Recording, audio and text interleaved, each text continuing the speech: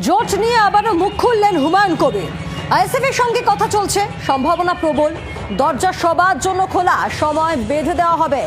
যারা বিজেপি তৃণমূলের বিরুদ্ধে লড়াই করতে চান, আসুন আইএসএফ এর সঙ্গে জোট নিয়ে মন্তব্য হুমায়ুন কবিরের। কথা বলবো, সোমা মাইতি রয়েছেন টেলিফোনে প্রতিনিধি। সোমা, জোট নিয়ে একেবারে আশাবাদী হুমায়ুন কবির।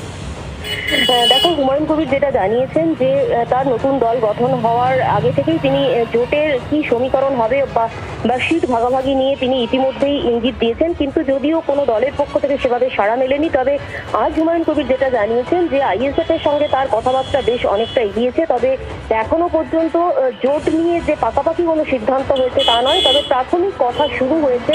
এখনো পর্যন্ত তাদের পক্ষ থেকে সদর্থক কোনো রিপ্লাই দেওয়া হয়নি, এমনটাই তিনি জানিয়েছেন। এবং মিলের রাজ্য স্তরের নেতৃত্বের সঙ্গে তার কথা চলছে। এই কথা আগামী দিনে আরো এগোবে এবং তিনি আশাবাদী যে সদর্থক কোনো রিপ্লাই তিনি এই দুটি দলের পক্ষ থেকে পাবেন, এমনটাই তিনি আশা প্রকাশ করছেন। ধন্যবাদ। সব থেকে যদি অগ্রগতির কথা বলেন তাহলে আইএসএফ এর সঙ্গে কথা চলছে এবং সম্ভাবনা প্রবল যে কে আসবে না তাদের বিষয়।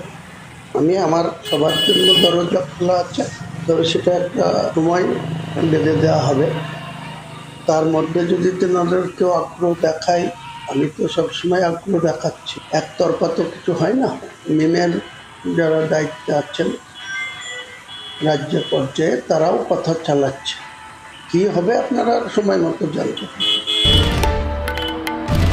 বাংলার আওয়াজ, বাঙালির আবেগ, জি 24 ঘন্টা।